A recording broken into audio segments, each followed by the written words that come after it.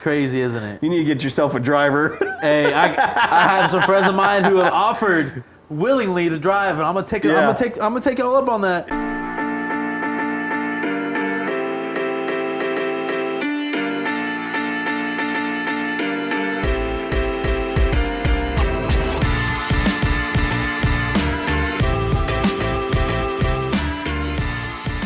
What's up, all you auto enthusiasts out there? Buckle up for a unique experience where we have unique vehicles and their owners share the spotlight in our studio.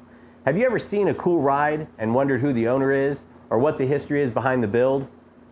On today's episode of Tailpipe Talk, we'll be speaking with Stefan, also known as Gucci, which you can find on Instagram at Gucci Whips with a Z.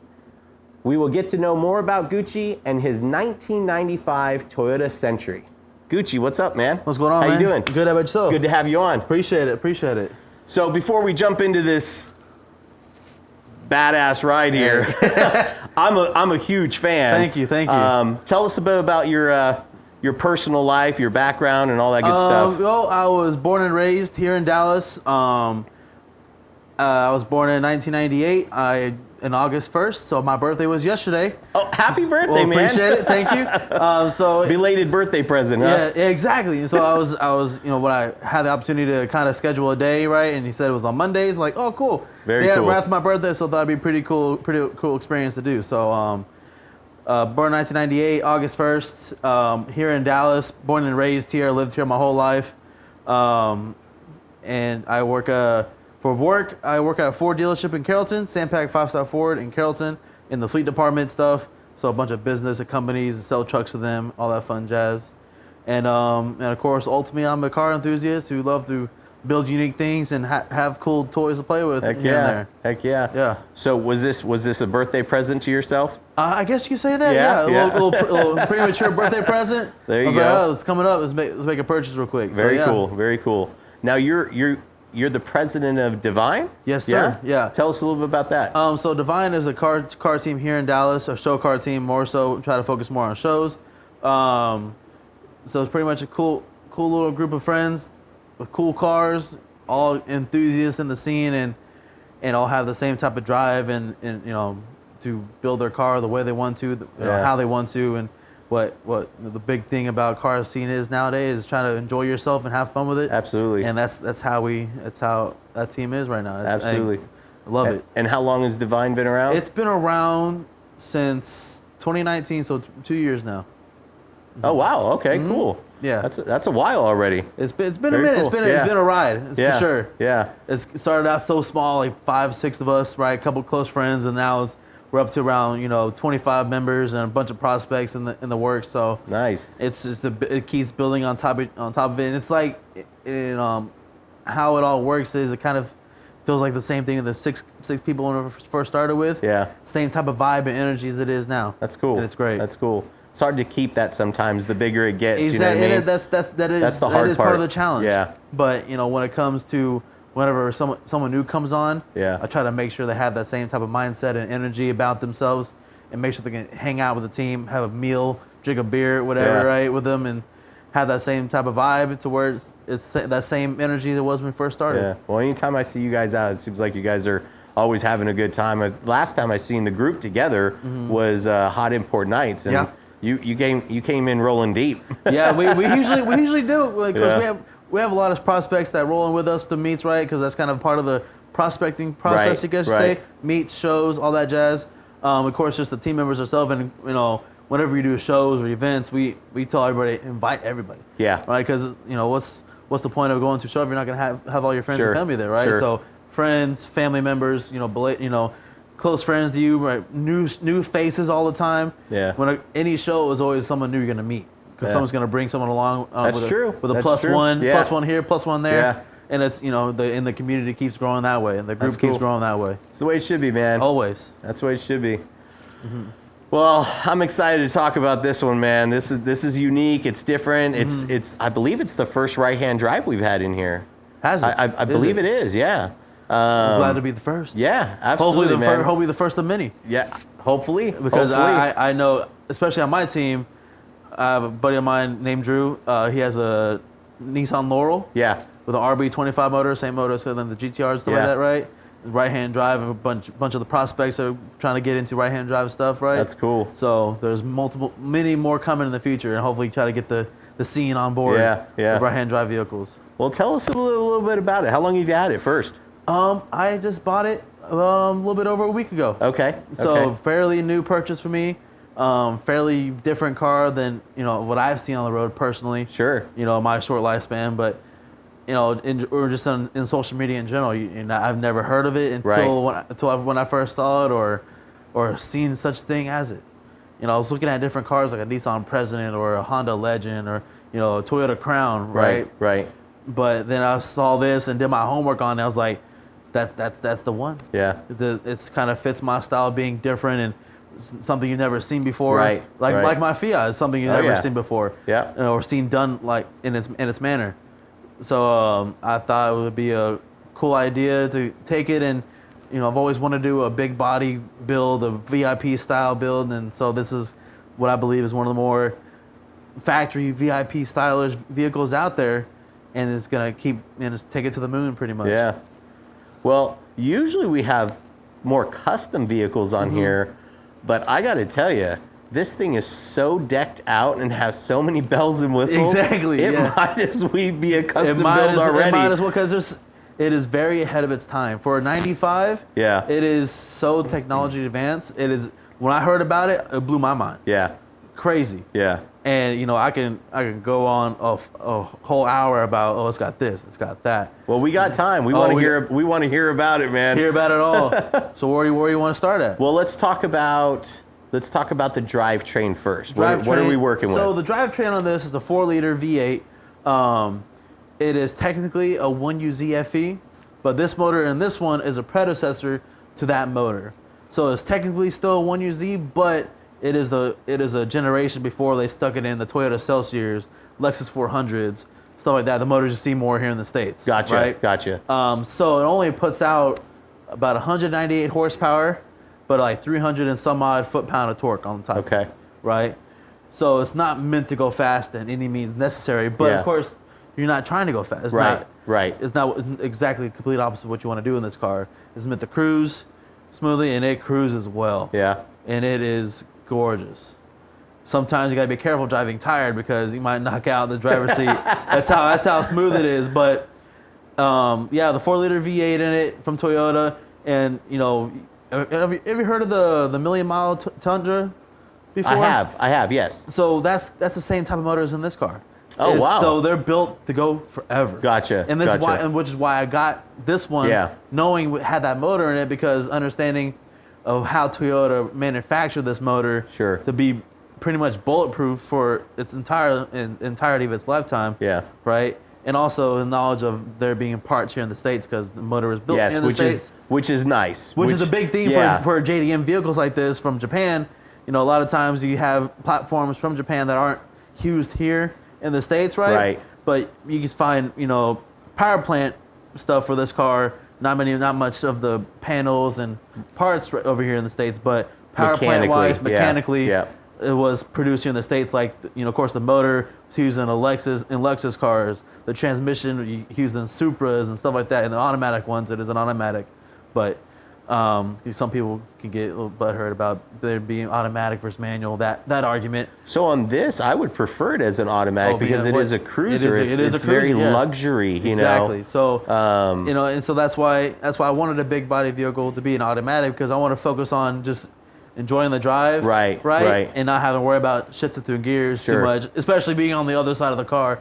Oh, absolutely. Learning that trait is a challenge on its own. Yeah. But after some wheel time, it came like secondhand. Yeah. It's just being, blinker on the opposite side, shifter on this side. Yeah. Right. And a ton of times what will happen is you'll start to veer a little bit to your left. Oh, really? Yeah. Because normally you're on the left side of the car, so you're used to trying to spacing yourself on the left side of the road, right? And it's just by habit you'll start to. Just a little bit. Just a little bit, but you kind of counteract that after you practice some more and you get used to it. But yeah, that's power plant. Oh, it's a rear wheel drive. Yeah. So all to the rear wheels, and just nice smooth drive, nice easy on the throttle, and very rarely do you see it go over 4,000 RPM. Gotcha. Very, very rarely. Yeah. It shifts pretty quickly. Yeah. Right. If you're getting up to speed, normally, whenever if I'm just cruising around, right, because of course it doesn't have a lot of too much throttle response, right. If you need to get up in speed, it'll get there, but most of the time you're just cruising 2,500. That's when it'll shift for the most part. Yeah, that's cool. And it's very, very low idling motor at idle. Yeah. Like 500 to 700 RPMs Yeah, at it was idle. super quiet when you pulled it in. It's smooth. Smooth, You can have a steak dinner on that with some glass of wine and have no issues. So is it a 3-speed or a 4-speed? I believe it's a 5-speed. Really? I believe so. I'll have to do some more digging on the transmission, Okay. but I believe it's a 5-speed, like you see in the automatic Supras, if I'm not wrong. Okay. Like I said, I have to do some more research on that. Yeah. I've done more research on the motor than the transmission, but I'll for sure have to dig into that. But I believe it's 4 and 5 around there. Yeah. So when with an overdrive gear as well. When you first told me it was rear-wheel drive and me being a Chevy guy, I'm like, LS swap. But let's put a real V8 in there. Could you imagine the performance? A Cam 5.3, a 6.0. Oh my goodness, that'd be belligerent. Just to imagine the passenger in the back seat. Yeah, right. Getting shook to shit in the back seat. All the vibrations back there. And it's, of course, like you said, it's supposed to be nice and smooth, quiet. Yeah. But sometimes you have to question if it's even on. Sometimes. Yeah, I can imagine. Because I haven't really got a chance to look at the exhaust system underneath, right? But I'm guessing muffler by muffler. Oh, I'm sure. Right? I'm sure. When starting it, all you hear is starter and the motor. Yep. You can't really hear if it's on, right? But after some time, right, you kind of get the gist of it's actually starting. Yeah. But even at idle, right, it's so quiet. Yeah, it quiet. really, really is. When you pulled it in, I was shocked. I even had to question when you were outside. I was like, is it running? I see the headlights on. But, for a luxury vehicle, they don't want it loud. No, you don't want it too loud. But but for me, right, I might do a little bit of exhaust work. I'm not gonna straight pipe it. Sure. Right, I just want to know it's on. Yeah, right? Yeah. I just want to know it's on right, and had the, for it being the build right, had that little touch of, I had a exhaust done for it. Absolutely. I actually just bought an exhaust tip yesterday from Junction Produce. Okay. Because they make a little exhaust tip for their cars, for their lineups, right? So let me buy that. And so that's coming from Japan. Oh, that's itself. cool. And a lot of things from this car come from Japan. Parts or aftermarket wise, the body kit I want, the bags I want, the wheels I want. It's all, for this car from being Japan, has to come from Japan. We got to have you back on when it's all done, dude. Exactly. I mean, probably never really be done. Like I always say, they're never done. But once you get to a certain point, got to have you back. I'll sure be back to let y'all see it. That'd be cool. Definitely the plan. Well, like I said, I know it has a lot of bells and whistles. Oh yes. So, take us through the interior. Like, what's your favorite part about the interior? My favorite part is the massaging rear seats. Oh my God, they massage? They massage on the rear seats as well as recline and everything. Crazy, isn't it? You need to get yourself a driver. Hey, I have some friends of mine who have offered willingly to drive, and I'm gonna take y'all up on that. Yeah. If you I would. Oh yeah. Yeah, y'all say they'll drive me to shows, right? There you go. That'd be such a big flex, right? As we driven into the Rolling show, up, into a competition, right? I'm just in the back seat, sipping on a drink, whatever. I'm not driving, so me all good. Yeah, that's awesome. For those of you who ask me, I'm gonna take you up on that. Don't worry about that. Yeah.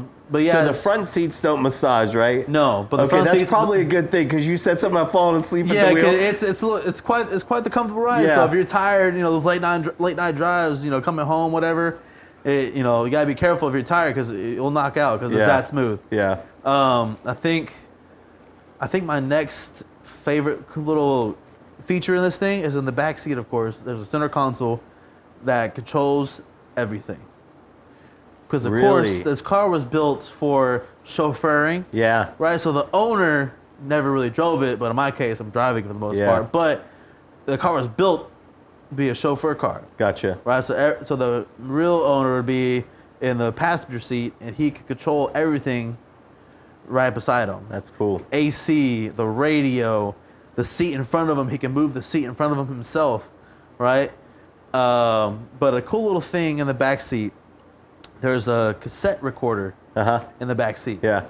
So it's a businessman vehicle, right? So if you're doing a couple deals in the back seat, right, or if you're trying to catch somebody in the act, you can press record on the cassette recorder, and it records your conversations. Yes.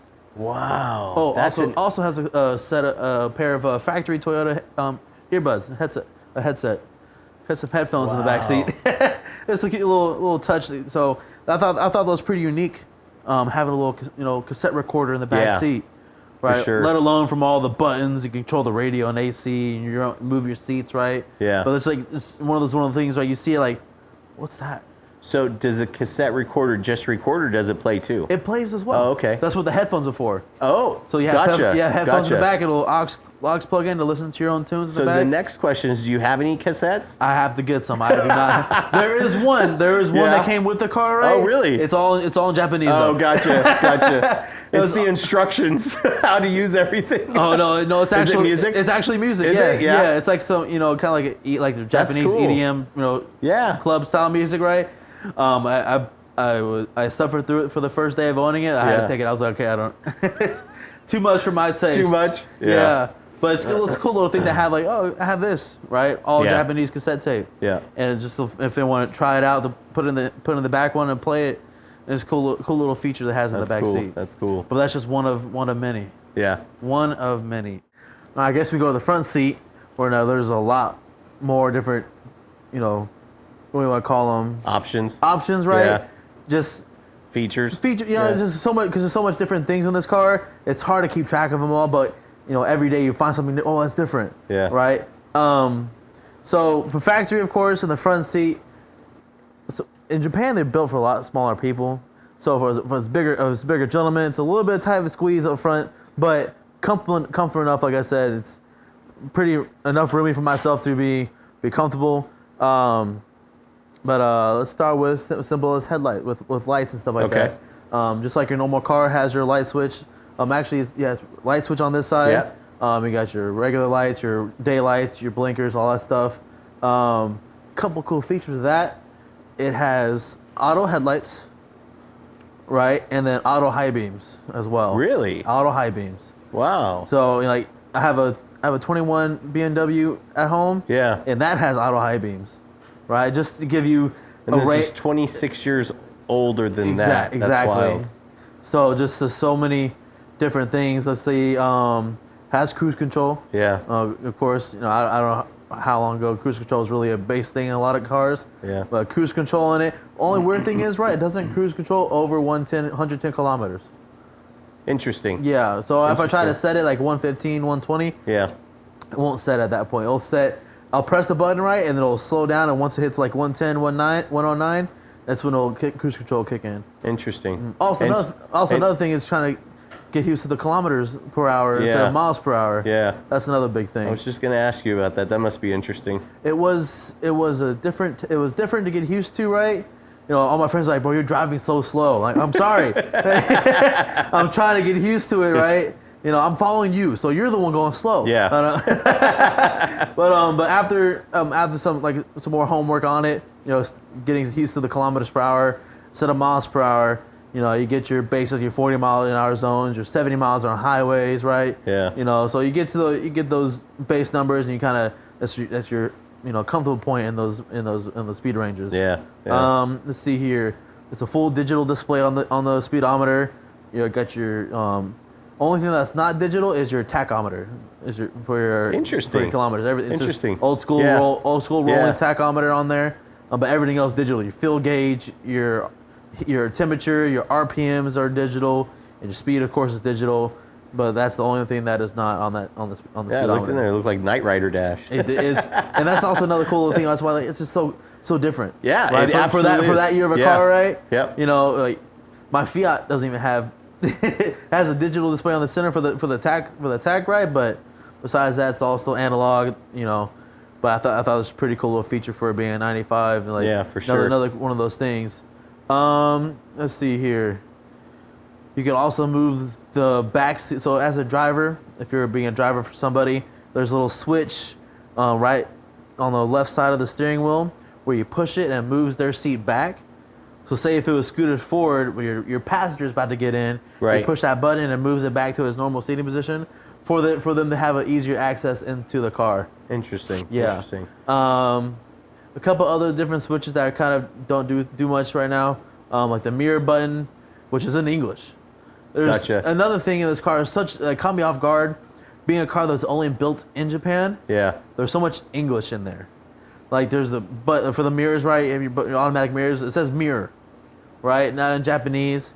On the speedometer, it says super monitoring system. Yeah. In English, right? So is it a mix? Is there some Japanese writing? So and it's majority Japanese, Okay. right? But there's a little splash of English here and there. Interesting. Like on the radio as well. There's all Japanese, but you see a little bit of English written there as well. Interesting. Which caught me off guard. Yeah. Right, for a car only being built in Japan. Right, That right. has to be imported to be here in the States. So, believe it or not, that I guess they can't understand some English. People born and raised there, because they put it in their cars. So it's another cool little detail, right? Which this car is filled with. Yeah. Details that's pretty interesting. everywhere. Also, you can control all the windows, of course. Normal, you got your normal 4 windows, and then each door has a corner window, aka the smoker's window. Right. So like these back ones over here, I'm pretty sure I don't know if the camera can catch it or not, but the window is tweaked to the side, right? So if you're smoking a cigar or a cigarette, you have your cigarette or cigar hanging out that window, so it doesn't smoke up the car That is too a cool much. feature. And it's got the wing windows in the front too. Yes, but unfortunately, the previous owner in Japan stuck these ugly mirrors on there, but I'm getting that fixed. I'm looking for some fender, because these came factory with fender mounted mirrors.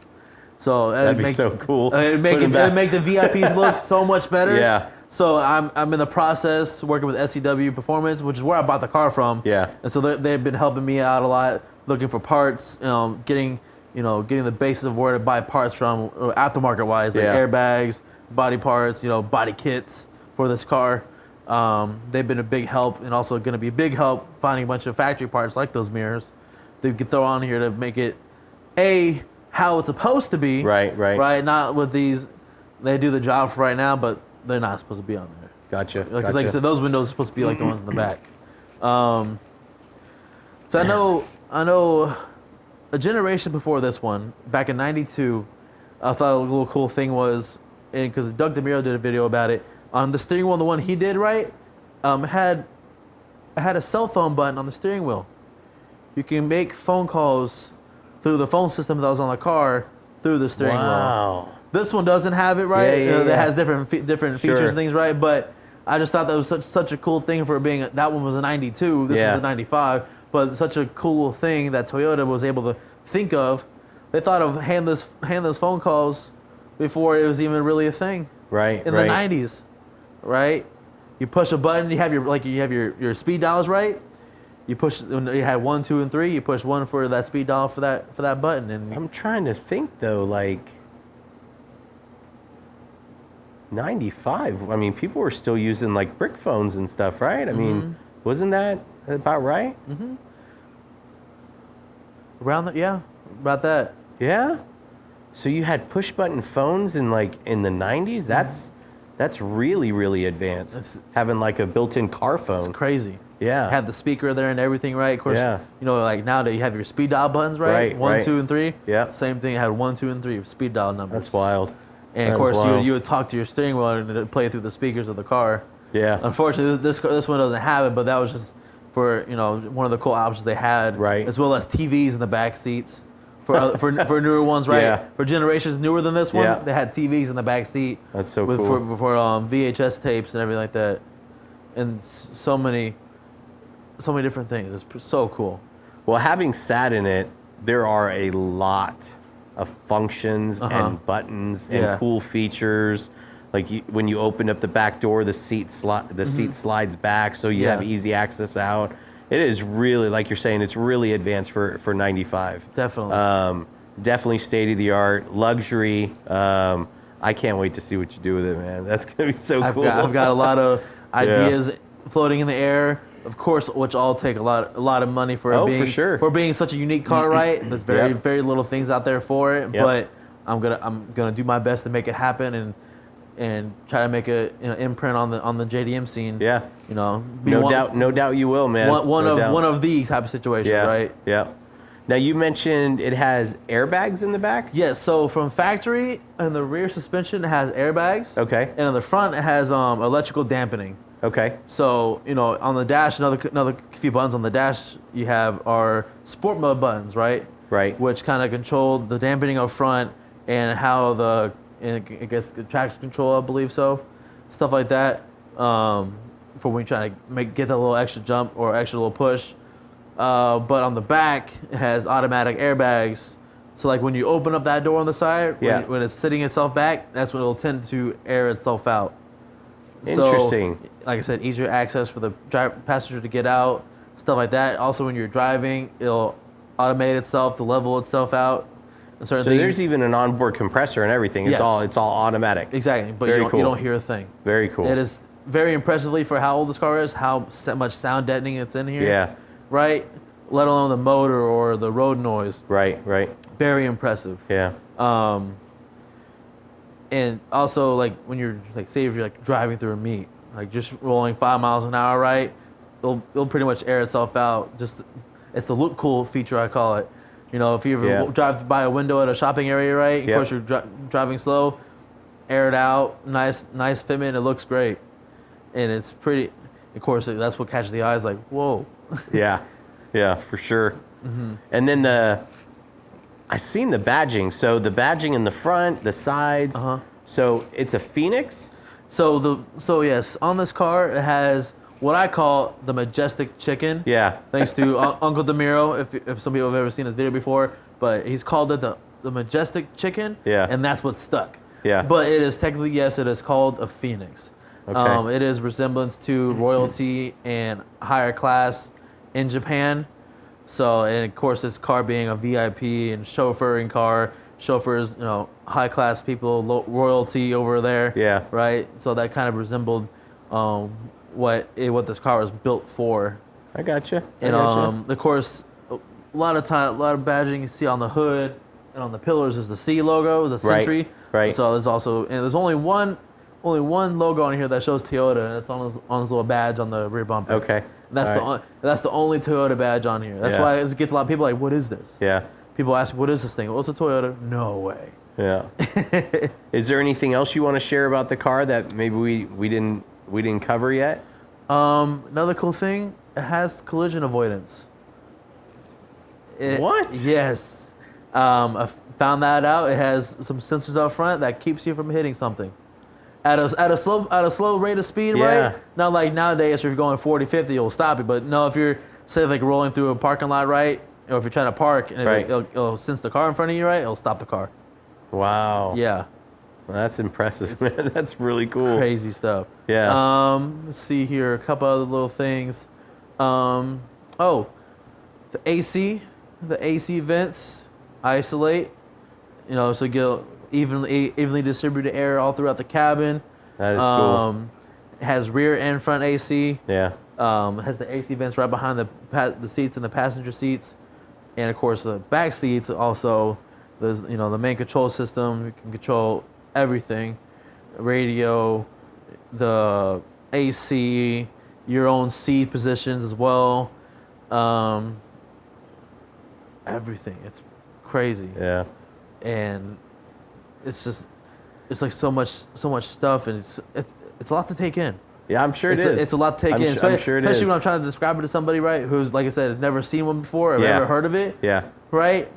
Like you're saying, like some of these things you never really seen in today's cars. Oh yeah, absolutely, right? Absolutely. And of course, hearing all like that's a thing or that existed back then. Yeah. Or how did they even make that happen? Like, I wish I knew how they came up with some of the stuff for this car. So with it being fully loaded in 1995 or pretty close to it, I know you said there were some extra bells and whistles. Yeah. Do you know what this retailed for back in 95? Like American dollars? In American dollars, I believe it was like around 90 grand. Wow. Upwards to around there. Wow. Fully loaded out, 90 to 100,000 in the USD. If I'm correct, I think it's around that point. Yeah. Around that. You're probably pretty dang close because, I mean, again, luxury. I mean, that was That's pretty high end, man. This is This is the flagship for luxury. Yeah. You know, in '95, and I believe even now. Yeah. Because even some luxury cars like Rolls Royces and Lincoln Continentals don't have half of what this has. Yeah. For it being a '95 and those being a '21, and they still produce this today in Japan. Yeah. They still produce the Toyota Centuries in Japan. It does have a vibe, or the body lines and everything, Rolls Royce, Bentley, you know, it looks reminiscent of that and when older people body come up styles. to me and ask me, like, what is it? Like, they tell me, like, it looks like a older Rolls Royce or older Bentley. And exactly, it is pretty much the Rolls Royce and Bentley of Japan.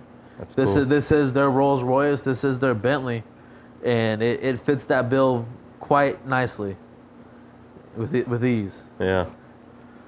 Man, that is so cool. I'm so glad you brought it in, man. We're gonna switch gears a little bit here. Let's do it. Car scene. Let's talk about the car scene, do because it. we're always deep into the car scene. Very much so. What would you say, and I know you attend a lot of shows and even meets, what would you say your top 3 shows are? My top three shows. I think my number one has got to be Slammed Enough. Okay. This because in my realm of stuff, I do competitive stuff, right? So I believe that in the gist of shows was very well competitive, very high, higher end of the builds, right? You know, because the bigs of the bigs, the heavy hitters go to that show and get accepted and compete, and so it's always nice to see where you stand versus everybody else in those kind of shows, right? Because they compete everywhere. Here in Texas, like we're going to Slam Enough in Austin, August 22nd, coming up this month, and then we're also traveling to Tennessee to Slam Enough in Gatlinburg. Oh, wow. So we got a house rented and everything, and a trailer set up, so very cool. We're making the 16, 18-hour drive over to Tennessee for that one, because that's apparently one of the bigger ones they do, or host, one of the more competitive ones. Yeah. So it'd be nice to see that, the different scene over there in that area. Absolutely. And see what they think of our Texas builds and what we got going on here, because every state is different. Yeah. So that's probably my number one show. I think my second favorite has got to be Import Face Off. Is one my second one. Yeah. Because they're very prominent, they're very consistent, and very, very well organized in their shows, right? Because they do it all year, all the time, and very well. And the guys who run that thing are very entertaining and fun, and of course, most of their shows are outdoors, right? So you can cook, bring out drinks, right? Bring out tents and everything like that. So of course, a lot of times incorporate different things like drag racing or the limbo contest or the speakers, whatever, or rev contest. And it just makes it more of a full-out show. And I gotta say, for my third, it hasn't happened in a while, unfortunately, would be TSP Slam. One of my first ones I went to, and personally one of my favorites, because it kind of introduced me into the big car scene stuff, right? And I really missed that show. Did you go to 18 or 19? I believe I went to 18. 18? Yeah, the first one? Yeah. I think so. No, I went to 19. I went to the second 19, one. 19, second one? I went to the second one, yeah. Yeah. And I really enjoyed that. Yeah. Because it was, of course, you had the drag racing on the track and everything like that, because all the other different things, right? The burnout stuff, right? Yeah. Just so much going on. I really enjoyed it for being my first experience of a car show, per se, right? And I really missed that show. Yeah, we miss it too, man. We miss it too. We're working with TMS. We're trying to do a 2-day show, so we're not cramming in 3,000 vehicles into one day. Yeah. We're trying to add on more entertainment, believe it or not, even though we had a lot going on. And TMS right now is just waiting for NASCAR and Indy schedule to come out for 2022. Schedule around it, right? Schedule around it. Yeah. So that's the hang up. Nobody's really booking anything for next year there. Yeah. I told myself earlier this year, when we all still had to wear masks and all the COVID stuff, I'm like, I don't want to throw on an event and people have to show up in mass. I just wanted that to be over with. Of course. Being outside, it'd be absolutely a pain. Here in Texas, man. Absolutely. TMS gets hot. Oh man. It doesn't even matter what part of the year, what season. It's just warm over there. But we're working on it. So hopefully hopefully we can lock in some dates and make that happen. So we're excited about it. Awesome, man. And we'll be collabing with some folks and making it big. I'm glad to hear that. I'll be bringing the whole squad out for that one. Absolutely. It's gonna be fun. I think the last time I went to was when I was in charge of Allen Car Club back then. Oh wow, that's right. That's right. When I ran that meet, that was a while ago. It sure was. Yeah, and I remember I brought a whole group of me on that too, and I was like I said, that was one of my first experiences of organizing, a rollout to a big meet like that. Of course, there's one thing for me hosting the meet, right? I'll be here Mondays. It was on Mondays in Allen, right? So be here Monday at this time, cool, right? Don't rev, all that fun stuff, right? But my first time trying to get a big group of people together, right? And I remember we did a cruise pretty much, right? From Allen all the way there. Went from Allen, McKinney to Denton, and then to Fort Worth to the Motor Speedway. And it was whenever hearing feedback from after that, people enjoyed all that fun stuff. I was like, cool. Yeah. And now I kind of do the same thing now with my team. Cruising to places, right? Because nothing better than cruising on the highway with 10, 15, 20 cars and mobbing. It's a great feeling. Yeah, it is. Right? It is. That was one of our favorite. Outside of Slam, which is kind of like our baby, I really enjoyed the cruises. I enjoyed the cruises as well. Those were always a lot of fun. Close knit, great camaraderie. It just a chill vibe, and nobody ever really got out of control. Sometimes on the highway there was, a little. People have their tendencies. just a little bit. Just a little bit. Nothing terrible. The one I went to, I was mainly a camera car. I had a kid hanging out of the trunk of the Fiat. Right. Oh my gosh, I remember that. He drove all the way up from Houston. Really? He pulled an all-nighter, drove all the way up to Houston. And then he got to stick his head on the back of Fiat with the exhaust in his face. Yep, absolutely. So he had a good time. He actually came back for another cruise after that. Oh, really? He had a good time, yeah. Unfortunately, wasn't able to do any other ones because of work and stuff. Oh, I'm sure. It's early Sunday morning. A lot of people signed up. They're like, it's too early. They wouldn't make it, or they would come out for the lunch or something later. Meet up halfway. Yeah. That's great. What about car meets? Any favorite car meets that you like? Man, because I know a lot have come and gone too, like over the years. That's the tough part, man. A lot of times you'll have a good thing going. Yeah. Like I understand, y'all will post a lot of these flyers that some of these meets that kept going, and they happen every week and all that fun stuff, right? And it was a good point in time. Yeah. You have your thing on a Tuesday, and you have your thing on a Thursday, right? And a Friday, right? And just unfortunately, people just don't know how to behave themselves at meets and ruin it for everybody else, unfortunately.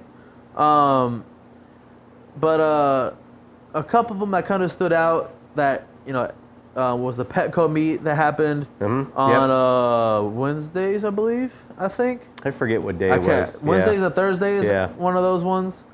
A couple other ones that would happen. I can't remember the names of them.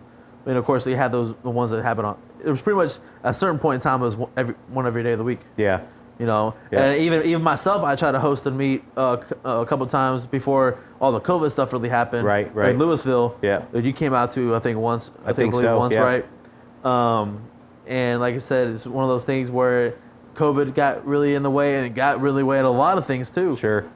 Cops being a Strickland's on the, big group of people. Or, right. Absolutely. And then also didn't help for some people. Like I said, wouldn't know how to behave. Yep. Revving at the meets or burning out, leaving the meet, and that's what kind of ruins it for everybody else's enjoyment. Yeah. Because the rest of us, that's just one of our exports of letting the day of work out and taking the car out, hanging out with friends and meeting new people, and seeing builds or seeing a progress on builds. Right. Yeah. Was a good way to do that, and unfortunately that's kind of lost its flame over the year. Yeah. Unfortunately. Hopefully, the next upcoming year after all the COVID stuff really flattens out, right? Be able to get these meets, because I know a couple meets have been trying to pop back up here and there and stuff like that.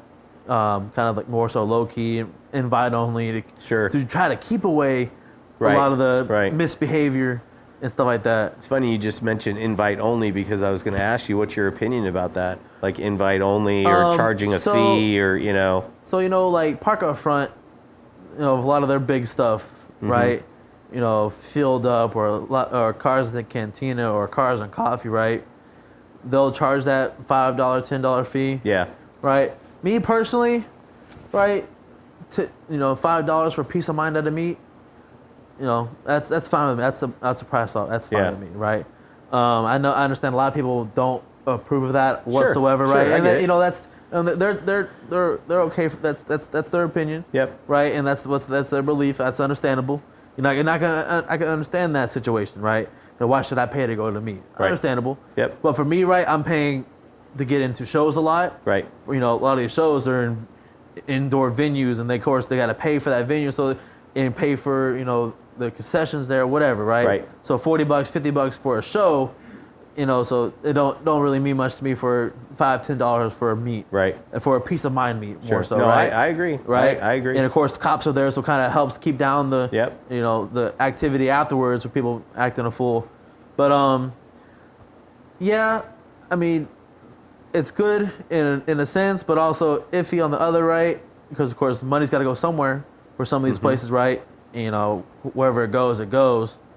And I think for you, having hosted it meets yourself, there's time involved, there's energy involved, there's finding the locations, and you're not just saying, oh, that parking lot looks good, let's have a meet over there. Like, you really gotta do your planning. You gotta do your planning. You gotta do your homework. And we worked with a lot of businesses like K1 Speed or I remember that. Yeah. Wing Daddies. Just a lot of businesses. We use their parking lots, and without charging a fee, the businesses would pay us a very small amount. I mean, we're talking small amount. But if you think about it, right?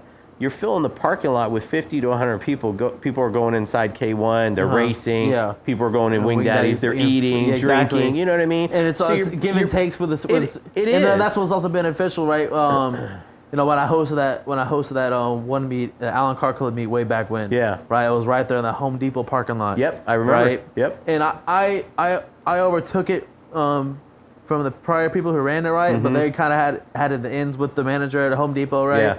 Yeah. What else would car owners do when they had someone go buy some zip ties, or go? They had some car products in there. They had oil or coolant. Sure. I remember myself, I had to buy coolant from Home Depot because the Fiat was. I didn't realize Home Depot carried that stuff. Yeah.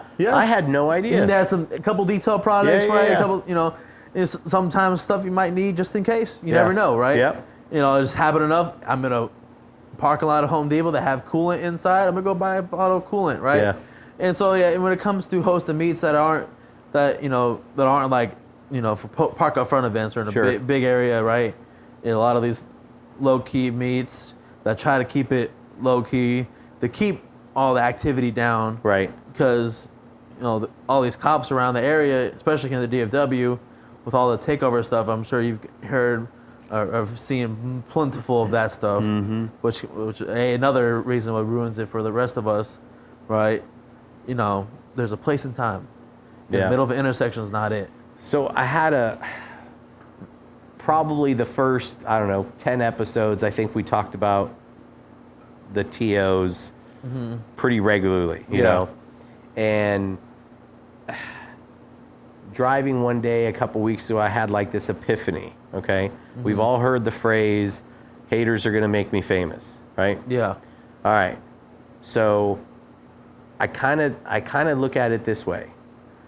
Us auto enthusiasts, real enthusiasts, we talk so much about the takeovers that we're just adding fuel. We're adding fuel to the fire. Yeah. We're making them famous. Yeah.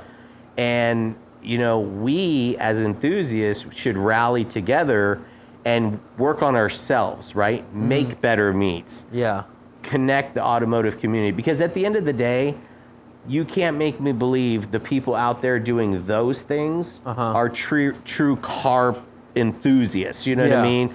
Like in their garage, building their rides. I mean, I just don't believe it's the same caliber of people, okay? Yeah. And what can the car community do to stop that? Absolutely nothing. We can't. We're not the police. We're not the law. At the end of the day, all we can do is focus on ourselves, right? Definitely. And so I said, I think in the last episode, I said, we should just stop talking about it as enthusiasts. We should just, let's focus on ourselves. Let's focus on making our meats. Definitely very, very bright idea. You know what I mean? Yeah. Because the car community is massive, and I mean enthusiasts, right? Exactly. What those other people do in their time, and if they want to shoot at each other and run each other over, let them do that. Oh, yeah.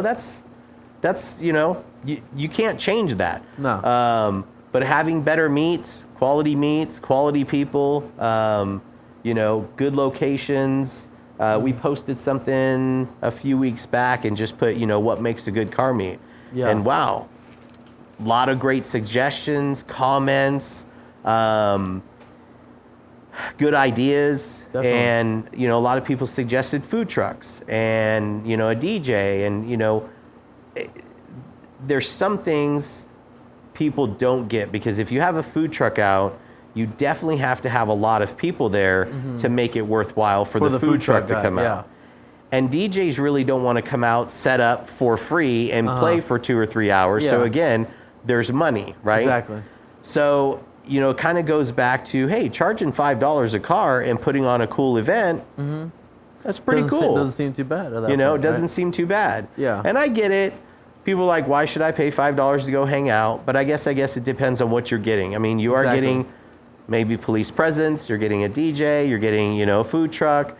And so that's why I tried to work with businesses and, try and get the police involved or have a DJ out there. Yeah. The food wasn't an issue because you could walk inside and grab something to eat, or you're close by somewhere, you can grab some food and go back. So, but, that's, I think that's going to be, it's going to be the constant hurdle here for a while, I think, for people to get over putting everything in the takeover bucket. Like, oh, it's their fault. They're ruining the car community. At the end of the day, I don't think they're ruining the car community. I don't. I think they're ruining it, like what they're doing. Yeah. But any rational police officer is going to drive through a car meet and know this is a car meet. Yeah, of course.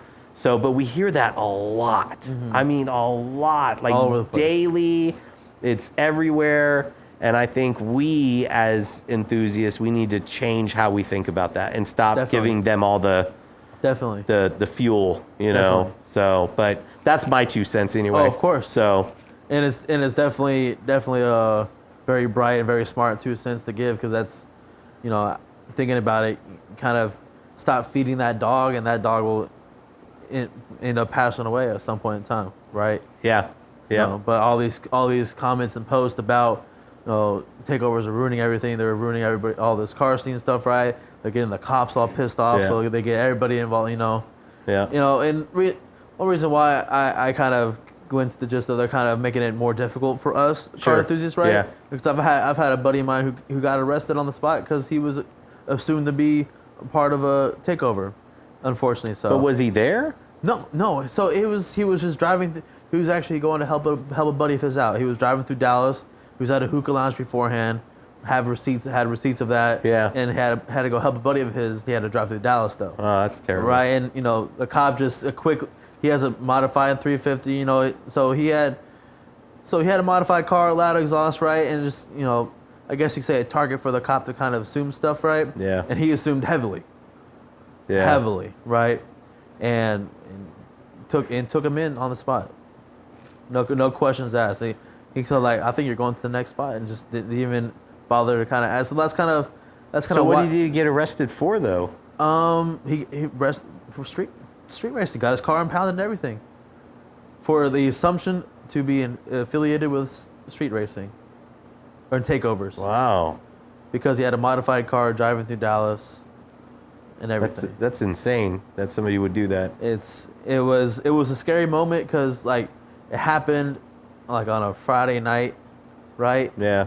And of course, normally we talked on the normal, right? Didn't hear from him all Saturday. Yeah. And scared us to death, right? Of course, normally they get a phone call in the cells, but I guess the cop called the wrong number and got a hold of nobody, right? And it literally scared the death out of us. Yeah. Right? And literally had like 20, 30 people looking for him that night because you don't know. We had no word. We had nothing. Calling hospitals, other jails, whatever, impound lots, right? And then come to find out after all day and come like at 12 o'clock at night in Dallas, we find out he's being held in Dallas. So I mean, that's unfortunate. So that's I get the gist of trying to smother them out and not talk about them, right? But it's hard to when you're personally affected with your own. I consider him family. Right? No, I get it. I get so it. That's a tough one. Exactly. So that's a tough one. When you have the more personal effect into it, right? It gets a little more deeper into, just because of all the other activities, right? It causes the police to have that thought about modified vehicles being associated with street racing or takeover. So what do you think that is? What do you attribute that to? Because I do hear that people get pulled over with modified vehicles, and having modified vehicles my entire life, generally I have to be doing something wrong to get pulled over. You know what I mean? I drive loud, obnoxious, I mean, I feel like it's gotten worse over the years. Yeah. I feel like they've gotten a lot more, like I've been pulled over a few times myself, right? Yeah. Not saying in the Fiat, but not saying the Fiat's anywhere, close to being technically street legal. Like I have a false front plate, my window tint's dark, right? My exhaust is loud. I get all that fun stuff, right? But I'm at a stoplight in a busy intersection, right? And I get the green light and go, and I see the cop at the other direction supposed to go this way, but it pops a U-ey that gets me, right? And after I just started going in traffic, like I'm not speeding, I'm not excessively revving, I'm not racing, right? They see a modified car. I guess he can spot out the no front plate if he wants to be technical. My banners, right? Technical stuff, right? They can write a ticket for, And some cops are cool with it, right? Like, hey, I love the car, but this, I gotta write you a ticket for this, right? Yeah. And some cops are excuse my language, but are assholes about it, right? Yeah. They're for some reason it seems like they have their tone when they're talking to you and the stop, right? And their tone is like they're trying to prove a point to you. Oh, listen. Right? Listen, I've been pulled over more times than I care to remember. I mean, I've had guns drawn on me. I've had handcuffs pulled out on me. I've had my fair share of run-ins with the law, and I got pulled over 3 times in one day in the same town that I lived in for just BS, tinted windows, no front license, But I get it. And it's kind of like the harmful stuff is what they're really getting at you for. Yeah. For some reason. Yeah. And it's kind of a pain in the butt, but it's kind of like they're trying to smother out what you want to do. Like you want to have your windows tinted. Cool. That's a personal mod you want to do. You want to have a certain because my front plate on my car is a European style front plate. It says Gucci Fiat on it, right? So it's a little personal touch that I wanted on there, and but they're kind of trying to smother out the the personal stuff on the cars, right? Yeah. Exhaust or the stance on the car or whatever. And like in California, right? How strict they've gotten in California on stuff. It's gotten bad. It's scary. It's gotten bad. Really scary. Like to the point of people moving here to Texas because it's a little less stressful in that. Not that it's not as not as that bad, but like I would hate to see it get to that point here in Texas because Texas has so much more freedom in certain areas, right? Absolutely. Right? Like window tint because it's hot. You need your window tint, right? For sure. But of course, like I said, they watch to an extent. Yeah. Right.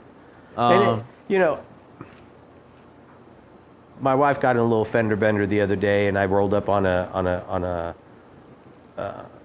accident. The cop was there, and before I could even get out, he kept looking over at the truck. And I hop out, and he's like, I'm not going to write you a ticket, but your windows are too dark. He's like, I couldn't see you in the truck.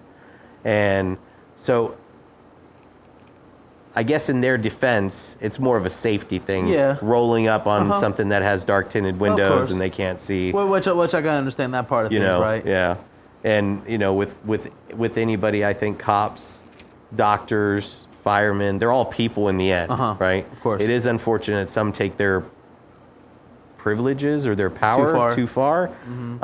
But at the end, they're just people. They have emotions, and I've had people pull me over and a little heated. But the way I talk to them and stuff, I guess it's like they simmer down and they're all right. I try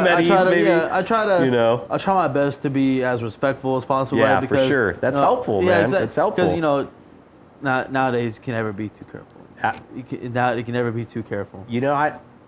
I will say this. This is so important. I don't care how much of a jerk a police officer might come off.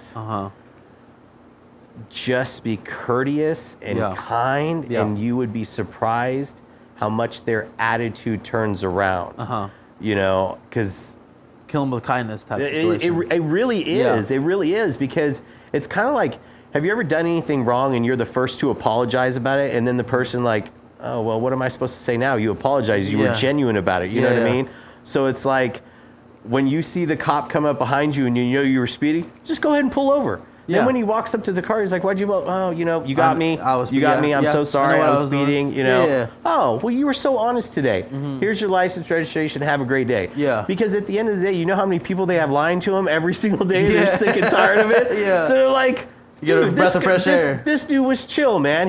He was honest. He knew I was going to pull him over, whatever. And we deal with some asshole people. So it just depends on how you treat them back. Exactly. It's just like my friend was dealing with a cop who was in Dallas. Yeah. It was a scary situation. Apparently, the cop had his hand on his hip the whole time too. Wild. It's like So wild. he wasn't doing anything. He wasn't speeding. Car was loud because it's a 350. It's the trumpets, of course. Oh yeah. Right. So I mean, sorry, Zach. It's kind of like you just kind of watch out for yourself and take care of yourself because like you said, they're people too, and they may be having a bad day. Right. And you might be that next person that they they want to be a jerk with and put their bad day on. Right. So he said, kill them with kindness. Be as polite as possible. It really does. It really does work. I know a lot of people don't. You kind of just want to. They're going to come up and be aggressive, and then you want to be aggressive, and that just ends poorly. It doesn't go the way you planned. Not at all. Not at all. All of a sudden, you're like, how did you get in this back seat? This is not my car. This isn't where I parked my car. I can't reach the steering wheel. But yeah, so I mean, all in all, just as a car scene in general, from a person who's, still I guess you say I'm still fairly new, right? Like you've been in it for years, right? You've had the in and outs. Yeah, for sure. Different areas. I'm sure you've lived multiple places, right? And experienced different car scenes, different places. Me, I'm still young. I've only lived here in Dallas. Right. But it's what the car scene when I got into it back a few years ago is what really attracted me to it, and what's really got me to building the cars. Which started with the Fiat, and then that Fiat came to what it's not now. Then now I got the Century. I'm gonna start the project on. It has its moments of being very very awesome, very good. It has its ups and downs, like a roller coaster. Ups and downs. But at the end of the day, being around a bunch of people who share the same passion, the same drive, the same energy that you do about vehicles. Anything with a motor and four wheels or two wheels, right, or whatever. Anything with a motor, pretty much, can be very inspirational. The way you go about your own life, or the way about your own builds, right? You find that one person that does something that's like, oh, that's pretty. I'm gonna try something like that. Absolutely. Right. Because if it weren't for like social media or seeing it in person, this probably would have never been an idea. Or doing the Fiat probably would have never been an idea. Right. So it all starts from somewhere, and and that's kind of what my plan is to be that person for somebody like, oh, that's a cool build. I want to try something like that one day. Absolutely. Right. And that's what honestly keeps me going every day to keep building these cars. Not that I'm not letting anybody decipher what I do with it, right? Right. But to hear people come up to me and say, bro, I love that car, man. I love it. It's like, you know, I take that as an inspiration of like, man, people are loving it, right? It gives them, makes their day that much better, puts a smile on their face, and Absolutely. it makes for a great conversation. Absolutely. Right? Because what's better than having a talk with somebody like me and you right now? Yeah. Right? That's you know, for sure. This is what it's all about. That's what it's all about, man. The conversation. Everybody has a story. Everybody has like what got them into it. Exactly. You know, what inspired the build and all that good stuff. So I know we touched base on your Fiat. So how long have you had that one? Bought it brand new back in 2012. So I've had it 9 years now. Wow. Yeah. It's come a long way, man. It has come a very long way. And that's really what you're known for. I mean, this is so new. So you're known for the Gucci Fiat. That's where the nickname came from, was that car. Yeah. Because people didn't want to say my actual name, so they just call me Gucci instead. Yeah. That's cool, man. That's cool. But yeah, that thing came from being completely stock, fish bowling, everything. You know, it was a beautiful car, a factory, because it's such a unique car in general. Yeah. But then, you know, after, you know, going to my first car meet, and then having people like, well, that's a cool little car, man. I'm like, well, appreciate it. Yeah. You know, I was going to get rid of it in high school. I was planning to get rid of it in high school. I was like, oh. And then at the point in time, I didn't really know what I was looking at. I was looking at, you know, G37, you know, G37s, you know, and, you know, 350s and stuff like that, right? The cars I thought would be pretty cool to drive, but then I went to my first car meet. My first car meet was the Allen Car Club meet, right? Which I ended up, you know, taking over later on, but I was sitting in my bed on my phone, right, scrolling through Instagram. I saw I think it was on your page. I think you posted their flyer. Yeah. Right. And I was like, that's right up the road. Yeah. I'm not doing anything right now, so took the car up there. You know, it was smaller meet, so I mean, of course I didn't know what to expect at the point in time, right? Absolutely. And I was like, oh, this is pretty cool. Walked around, took up people's car, right? People saw the car calling up, and of course, you know, looking at it, right? The double takes, right? And so, a small little car and a big dude hopping out of it, right? It's like clown car. So, that, as well as being a Fiat, mainly because big guy getting out of a small car, that's what got people's attention. Yeah. But yeah, it was from that meet on, people were like, bro, it's a cool little car, man. What is it? Like, what? Tell me about it, right? Of course, me, I'm like, it's a Gucci Fiat. That's all I knew at the time, right? Because you know, I didn't really know much about it. Although I've driven it for years already, because I was just another one of those people who had a car, point A to point B, school, home, work. Right. Yep. Right.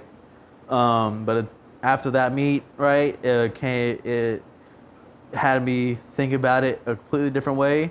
Yeah. And that's cool, man. So just from that, like. Just from that that, you know, that meet and those conversations I had there, right? Seeing how many, just from that little meet, like 5-6 people came and talked to me about it. Like, I'm like, man, this is sick. I like the attention, the B, the communication, the conversations about it, right? You know, how interested people were in that car is what shocked me. Yeah. Right? Because me, I was like, I don't want to be seen in this small car. Isn't it amazing, like that one instance you rolled up, you're like at home chilling. You're like, I'm gonna go check out this meet, and it like really changed your whole future with the car. Pretty much. You're like, I'm gonna sell this thing. No, I'm not. I'm gonna fix this thing up. I'm gonna customize it. That's badass. And my mom at the time was like, and I was like, man, I kept asking her, can I do this? Can I do that? Yeah. Can I do this? Right? And she's like, it's your money. I don't care. Yeah. Right? And after that, I was like, all right, cool, say less. And, you know, I think the first thing I did to it was, what did I do? I did the exhaust on it, the first thing I did. Okay, yeah. Spent $100, straight pipe it, like every other person does, right? $100, straight piped it. Fell in love. I was like, this is awesome. Yeah. Because I never experienced a straight pipe car like that before, and, you know. And then after that, what did I do after that? Then I did my window tint afterwards.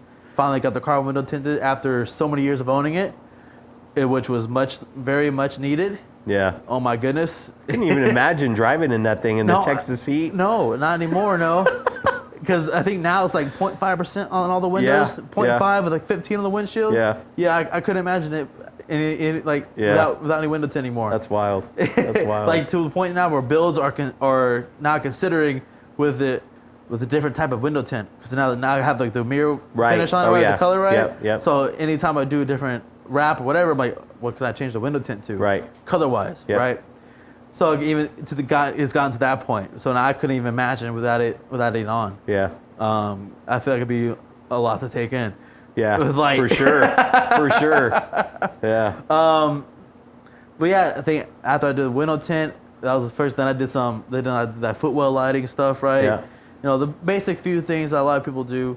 You ended up bagging it, right? Didn't Yes, you bag? yes, You did bag it is on yeah. air suspension. Yeah. It painfully so has been a process. Yeah. Because there's not that many bagged Fiats out there. Yeah.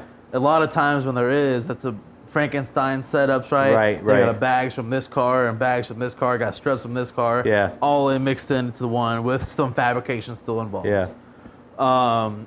Now, when I bought my original kit, I'm not going to mention a company.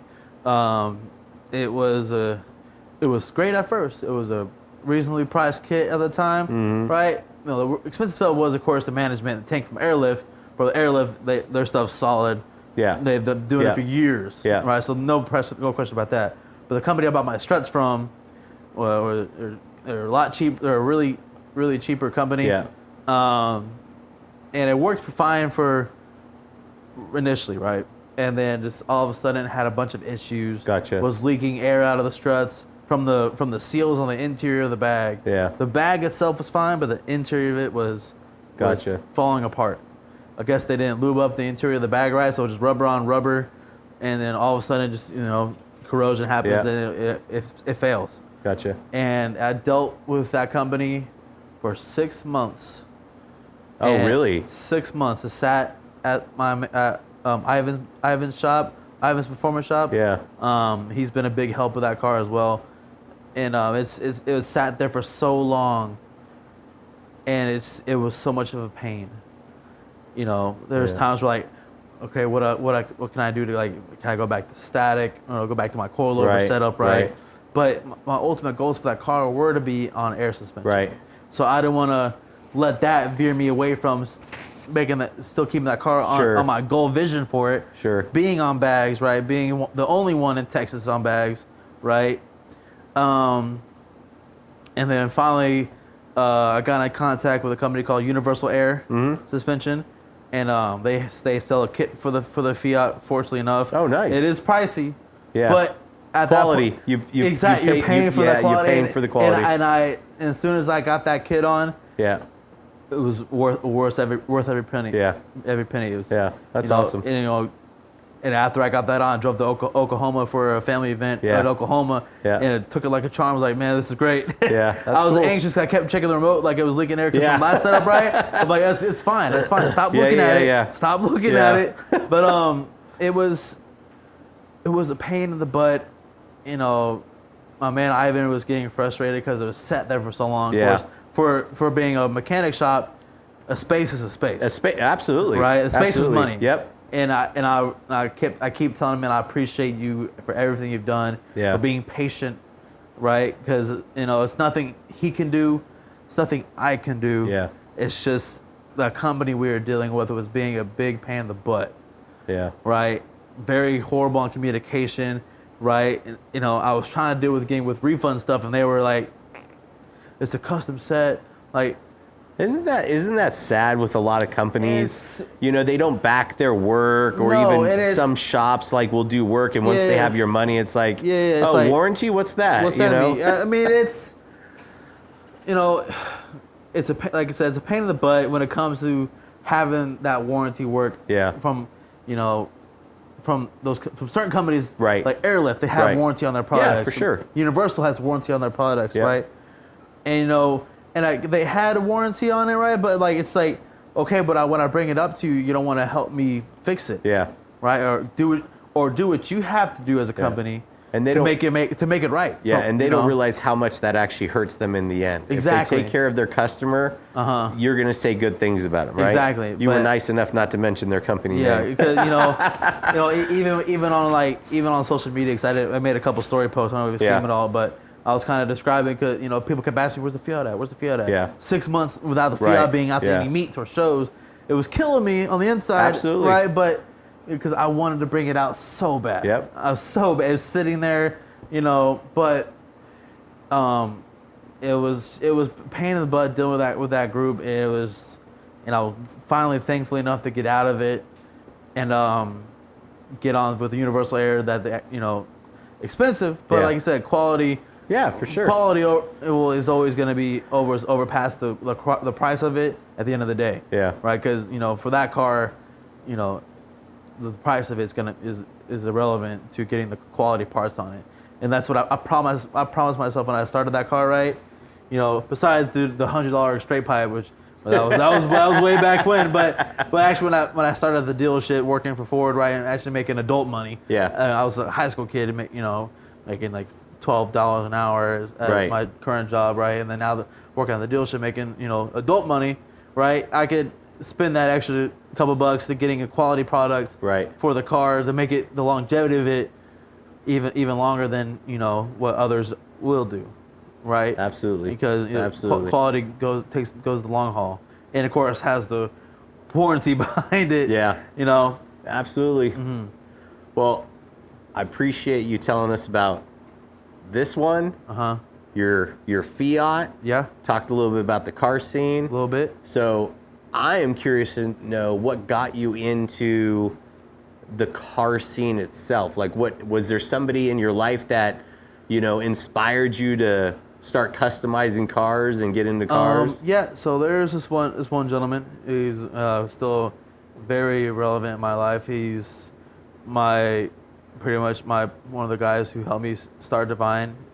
Divine is pretty much his child as well as mine and Zach as well.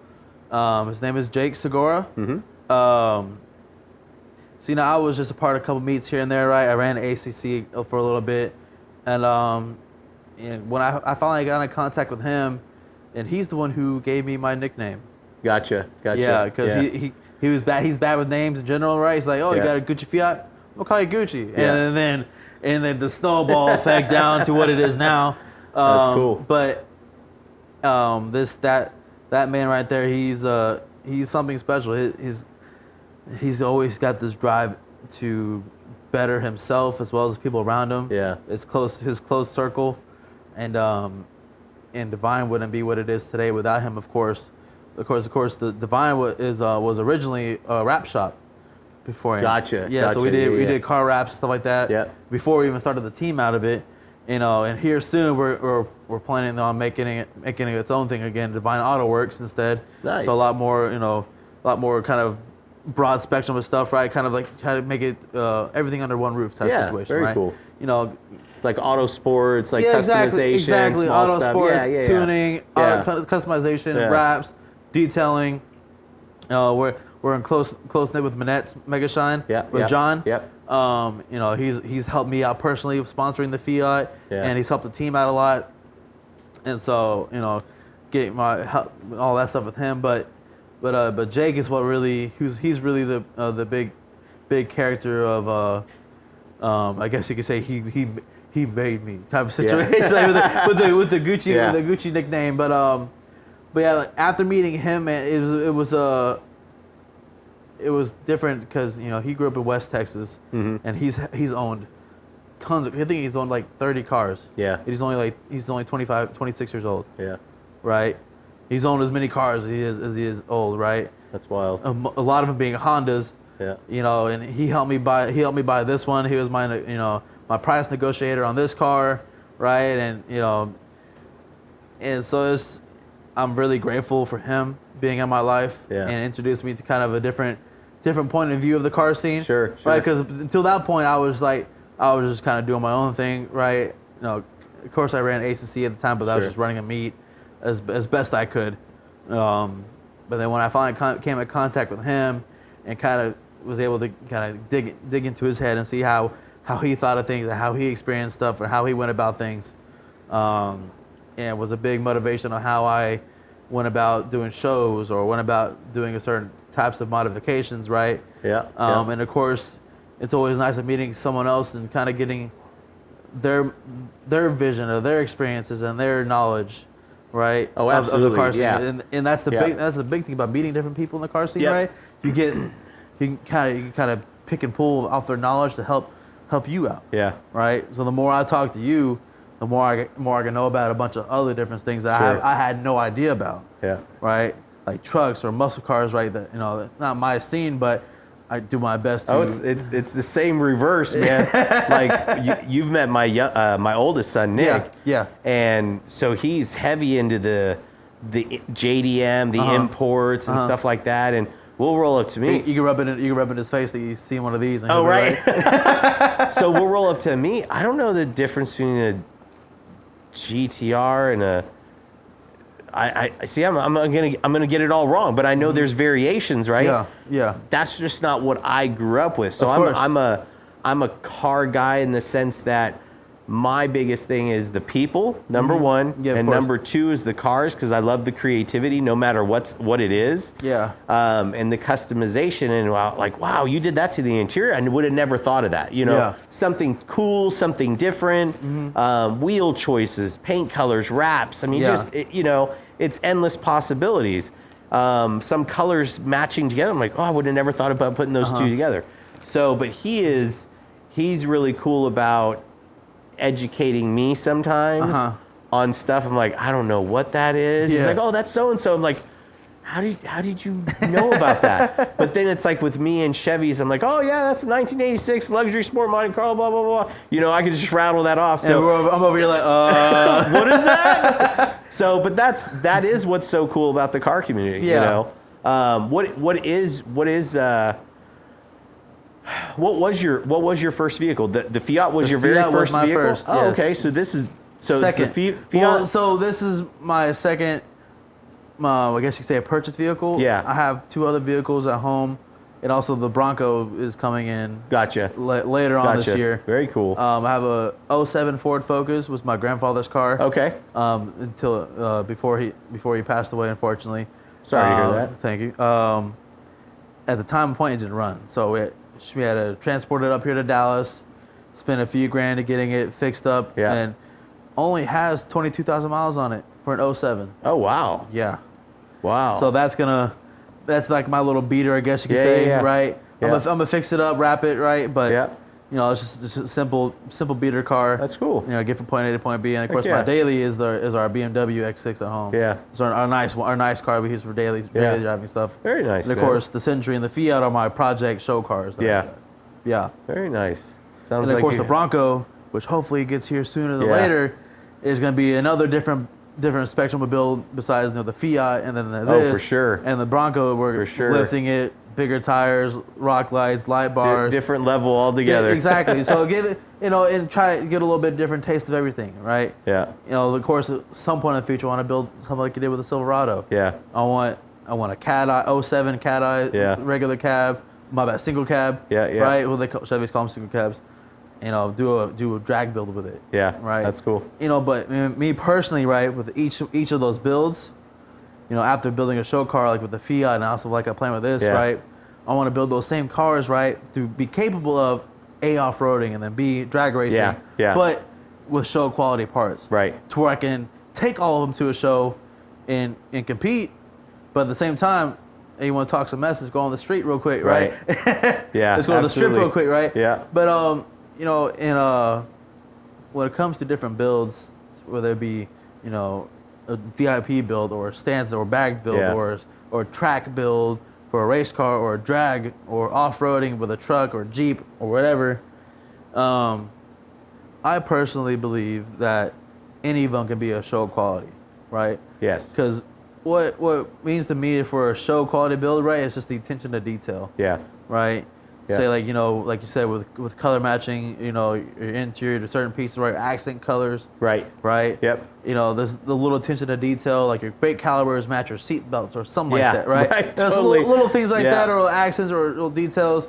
So whenever someone's like, I have had people tell me, like, I don't think I could be a show car whatsoever. Like, I mean, that's not the case. You don't need a lot of money to be able to.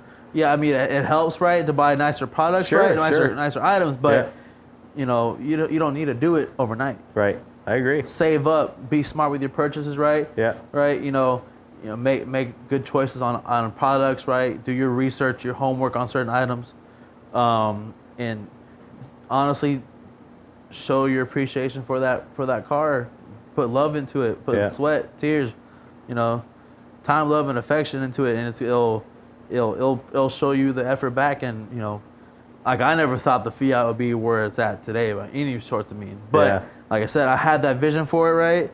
You know, I've owned it for years. You know, I've met the right people, and I've mingled with the right group, and been motivated by certain people, and it helped me out. And I've talked to multiples of Fiat owners all over the States, all over the country. Right? I've talked to people in Australia and Europe and Russia with their cars that they've built, right? And kind of see like how they do certain things. So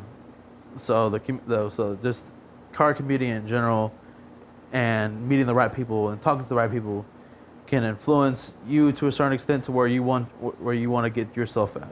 I agree. Right? I agree. And so anything you could build, if you put the effort and love into it, can be the highest quality thing ever. Yeah. Right? You don't need all the money in the world to do so, but you know, it's a start. It's definitely a start. So last question, then we're going to wrap it up. All right. So having built custom cars, being in the car scene, what advice would you give to somebody just getting into the scene, wanting to customize a car? Be yourself. Be yourself. Don't let anybody or anything direct you in the way that you don't want to go yourself. Yeah. Right? Because there's going to be people on social media, all in person, right? Like with the Fiat, I've had lots of people tell me stuff on the Fiat, talk down on the Fiat, right? And the way I built it, you know, they'll try to tell you that looks ugly. That's why would you do that to that car? Or why would you go that direction? You should have done this. You should have done that. Right? Like putting in their 2 cents. Exactly. Put in their 2 cents to where, you know, something like, well, are you going to pay me to do that? Yeah. No. Yeah. Then shut your mouth. Next time I'll consult you when before I do the wrap or the wheel choices. Like, excuse me. But the thing is, there's one thing for giving advice and throwing in your opinion. Yeah. Right? But when there's a way of giving it to somebody, like, if someone asks you, that's one thing. Yeah. Like, hey, what do you think of this? Like, oh, that's a cool idea, but, you know, what if you try to... Well, that's one thing, but when you see someone there just talking about, hey, bro, that looks ugly, bro. You should have done this. Yeah. Right. Yeah. You know, but that's kind of it's down-putting. It is. It puts people in a bad mindset about the car community, right? Yeah. So, my recommendation for anybody getting into it would be yourself, build a car for yourself. Yeah. Right.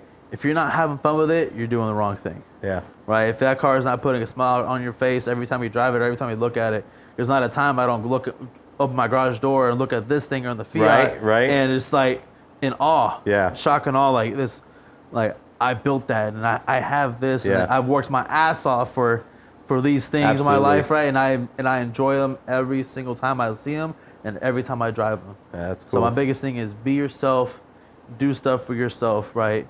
Build it the way you want to. Don't let anybody control the way your build goes. Absolutely. Mm-hmm. Gucci, had an awesome time, man. Thank you, Jason. Thank you. I'm so glad you came on. Appreciate it. We got to talk about this beautiful whip here. And thank you so much for tuning in and listening. Hope you've enjoyed our podcast. If you'd like to watch the video version and see details of Gucci's Toyota Century, make sure to check out our YouTube channel, Texas Show Promoters. Join our 80,000 subscribers, supporters. Follow, subscribe, or like Texas Show Promoters on Instagram, Facebook, YouTube, and TikTok.